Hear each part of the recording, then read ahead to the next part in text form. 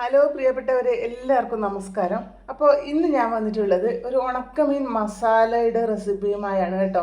അപ്പോൾ അതിനായി ഞാൻ എടുത്തത് ഒരു 150 ഗ്രാം ഉണക്ക സ്രാവാണ് എടുത്തത്. അത് ഞാൻ ഇളം ചൂടുവെള്ളത്തിൽ ഇട്ട് വെച്ചിട്ടുണ്ട്. അപ്പോൾ എന്തിനാണെന്ന് വെച്ചാൽ അതിൻ്റെ പുറംതൊലിയൊക്കെ നമുക്ക് പെട്ടെന്ന് ഇങ്ങനെ വലിക്കാൻ കിട്ടും. അല്ലാതെ നമ്മൾ ഇങ്ങനെ ഡ്രൈ ആയ രീതി കഴിഞ്ഞ് ഈ തോല് വലിച്ചു കഴിഞ്ഞാൽ നമുക്ക് ഇതിൻ്റെ ഈ ഇറച്ചിയില്ലേ അത് തോലിന് പറ്റാനേ ഉണ്ടാവില്ല, പിന്നെ കറി വെക്കാനൊന്നും ഉണ്ടാവില്ല. അപ്പോൾ ഇത് നന്നായിട്ട് ഇതിൻ്റെ തൊലിയൊക്കെ വലിച്ചിട്ട് പിന്നെ ഞാൻ ഒന്ന് ചെറിയ കഷ്ണങ്ങളാക്കി എടുക്കാം. അപ്പോൾ ഇത് അതിൻ്റെ തോലൊക്കെ വലിച്ച് ഇങ്ങനെ ചെറിയ ചെറിയ പീസാക്കി എടുത്തിട്ടുണ്ട്. ഈ ഒരു തരത്തിലാണ് മുറിച്ചെടുത്തത്. അപ്പോൾ ഇത് അതിൻ്റെ ഉപ്പൊക്കെ നന്നായി കളഞ്ഞെടുത്തിട്ടുണ്ട്. ഇനി നമുക്ക് അതിലേക്ക് കുറച്ച് മുളക് പൊടി ഇട്ട് കൊടുക്കാം. കുറച്ചെന്ന് പറഞ്ഞാൽ ഒരു 1/4 ടീസ്പൂണിൻ്റെ പകുതി മുളക് പൊടി മതിയാവും. ചുവന്ന മുളക് പൊടിയാണ്. അപ്പോൾ അതുപോലെ തന്നെ ഒരു നുള്ള് മഞ്ഞൾപ്പൊടിയും. അപ്പോൾ ഇതെല്ലാം നമുക്ക് നന്നായി ഒന്ന് കൈ കൊണ്ടൊന്ന് മിക്സ് ചെയ്തെടുത്തിട്ട് ഒരു 10 മിനിറ്റ് ഒന്ന് അരവെല്ലാം പിടിക്കാൻ വെക്കാം.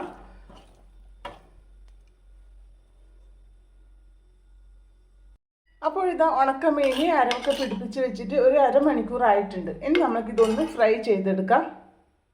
അപ്പോൾ ഉണക്കമീൻ ഫ്രൈ ചെയ്യാനായി ഞാൻ ഇതുപോലത്തെ ഒരു പാത്രമാണ് അടുപ്പിൽ വെച്ച് കൊടുത്തിട്ടുള്ളത്. അതൊന്ന് ചൂടായതിനു ശേഷം നമുക്ക് അതിലേക്ക് വെളിച്ചെണ്ണ ഒഴിച്ചു കൊടുക്കാം. അപ്പോൾ പാത്രം നന്നായി ചൂടായിട്ടുണ്ട്. ഇനി അതിലേക്ക് നമ്മൾക്ക് ഇത് ഫ്രൈ ചെയ്തെടുക്കാൻ ആവശ്യമായ വെളിച്ചെണ്ണ ഒഴിച്ചു കൊടുക്കാം. അപ്പോൾ കുറച്ച് ഒഴിച്ചു കൊടുത്താൽ മതി കേട്ടോ. അപ്പോൾ അതൊന്ന് ചൂടായിട്ട് നമുക്ക് ഉണക്കമീൻ ഇട്ട് കൊടുക്കാം. അപ്പോൾ ഇതാ വെളിച്ചെണ്ണ നന്നായി ചൂടായിട്ടുണ്ട്. ഇനി അതിലേക്ക് നമ്മൾക്ക് അരവ് പുരട്ടി വെച്ച ഉണക്കമീൻ്റെ കഷ്ണങ്ങൾ ഇട്ട് കൊടുക്കാം. അപ്പോൾ ഇത് ഫ്രൈ ചെയ്യുന്ന സമയത്ത് ഇതിൻ്റെ കൂടെ കറിവേപ്പില കൂടി ഇട്ടാൽ കൂടുതൽ ടേസ്റ്റ് ആവും. അപ്പോൾ കയ്യിലുള്ളവർ നിർബന്ധമായും കറിവേപ്പില കൂടെ ഒന്ന് ചേർത്ത് കൊടുത്തോളൂ കേട്ടോ. അപ്പോൾ ഈ ഉണക്കമീനിനെ നമുക്കൊന്ന് ഫ്രൈ ചെയ്തെടുക്കാം. അപ്പോൾ ഇത് ഉണക്കമീനെല്ലാം നന്നായി ഒന്ന് ഫ്രൈ ചെയ്തെടുത്തിട്ടുണ്ട്. ഒരുപാട് ഹാർഡായിട്ട് ഫ്രൈ ചെയ്തെടുക്കേണ്ട, കുറച്ച് സോഫ്റ്റായിട്ട് ഒന്ന് ഫ്രൈ ചെയ്തെടുത്താൽ മതിയാകും.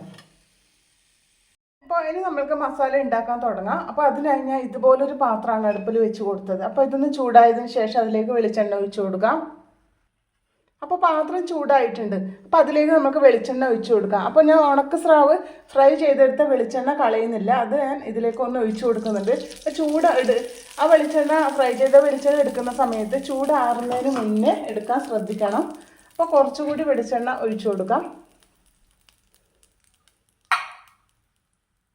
അപ്പോൾ വെളിച്ചെണ്ണയിൽ നന്നായി ചൂടായിട്ടുണ്ട്. അതിലേക്ക് നമ്മൾക്ക് 1/4 ടീസ്പൂൺ കടുക് ഇട്ട് കൊടുക്കാം.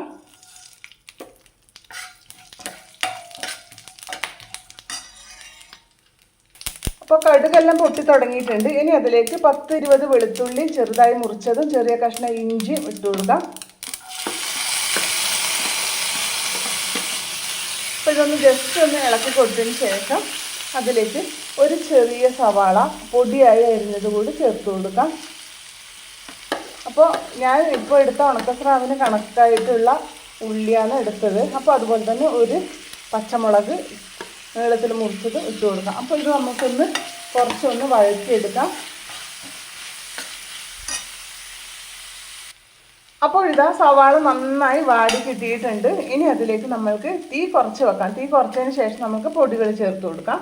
ഇത് 1/4 ടീസ്പൂൺ മല്ലിപ്പൊടി, അതുപോലെ തന്നെ 1 ടീസ്പൂൺ ചുവന്ന മുളക് പൊടി,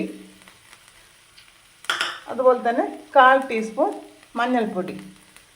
അപ്പോൾ ഇത് നമുക്ക് നന്നായി അതിൻ്റെ ഒരു റോ സ്മെല്ലൊന്ന് മാറ്റിയെടുക്കാം. ജസ്റ്റ് ഇളക്കി കൊടുത്തതിന് ശേഷം